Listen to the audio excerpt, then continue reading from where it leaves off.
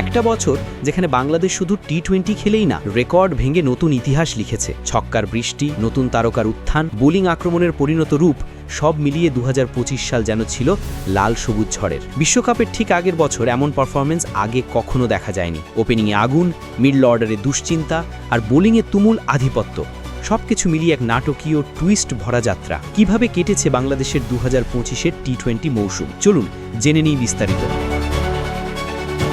2025 সালে টি-20 ক্রিকেট বাংলাদেশ দলের জন্য ছিল এক নাটকীয় উত্থান পতনের রোমাঞ্চকর অধ্যায়। বছরের শুরু থেকে শেষ পর্যন্ত বাংলাদেশ খেলেছে মোট 30টি টি-20 ম্যাচ, যার মধ্যে এসেছে রেকর্ড 15টি জয়। বিশ্বকাপকে সামনে রেখে দল নানা পরীক্ষা নিরীক্ষা করেছে, আর সেই পরীক্ষার মাঠেই উঠে এসেছে কিছু উজ্জ্বল তারকা, আবার প্রকাশ পেয়েছে কিছু পুরনো দুর্বলতাও। বছর শেষে অধিনায়ক লিটন দাস আত্মবিশ্বাসের সঙ্গে বলেছেন দল বিশ্বকাপের জন্য প্রস্তুত, আর এই আত্মবিশ্বাস এসেছে মাঠের বাস্তব পারফরমেন্স থেকেই। বছরটির সবচেয়ে বড় আলোচনার জায়গা ছিল বাংলাদেশের ছক্কা মারার ক্ষমতা। 2023 সালে যেখানে ব্যাটসম্যানরা মেরেছিলেন 122টি ছক্কা, সেখানে 2025 সালে সেই সংখ্যা লাফিয়ে উঠে পৌঁছায় অভাবনীয় 206-এ। বাংলাদেশের টি-20 ইতিহাসে এক বছরে এত ছক্কা আগে কখনো দেখা যায়নি। ছক্কার এই উন্নতি শুধু রেকর্ডই সৃষ্টি করেনি, বরং দলের সামগ্রিক স্ট্রাইক রেটও বাগিয়েছে। 2025 সালে ব্যাটসম্যানরা গড়ে 125.97 স্ট্রাইক রেটে রান তুলেছেন, যা অন্তত 5 ম্যাচ খেলা কোনো বছরের মধ্যে সর্বোচ্চ।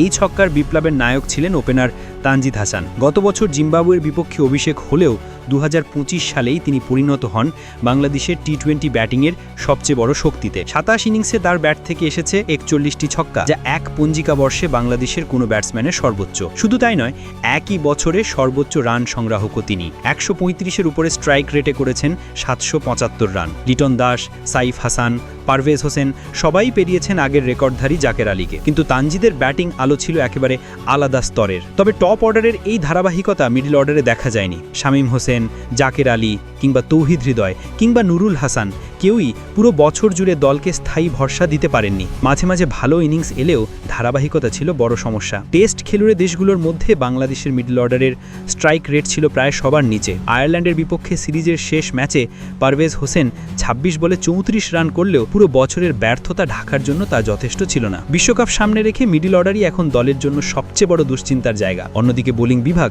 পুরো বছরই ছিল অত্যন্ত শক্তিশালী। লেগ স্পিনার রেশাদ হোসেন এই বছর বাংলাদেশের সবচেয়ে বড় আবিষ্কার। 8.25 স্ট্রাইক রেটে 25 ম্যাচে 33 উইকেট, এমন পরিসংখ্যান তাকে দলীয় বোলিং আক্রমণের প্রথম সারিতে নিয়ে এসেছে। তার পাশাপাশি নাসুম আহমেদ ও মেহেদি হাসানও দারুণ পারফরমেন্স দেখিয়েছেন। তিনজনকে ঘুরিয়ে ফিরিয়ে খেলানো হলেও তারা প্রত্যেকেই ম্যাচ জয়ে গুরুত্বপূর্ণ ভূমিকা রেখেছেন। পেস বোলিং বিভাগে মুস্তাফিজুর রহমান ছিলেন বছর জুড়ে দলের স্থায়ী ভরসা। তার স্লোয়ার, কাটার, নিখুঁত লাইন লেংথ পুরো বছর জুড়েই প্রতিপক্ষের জন্য আতঙ্ক হয়েছিল।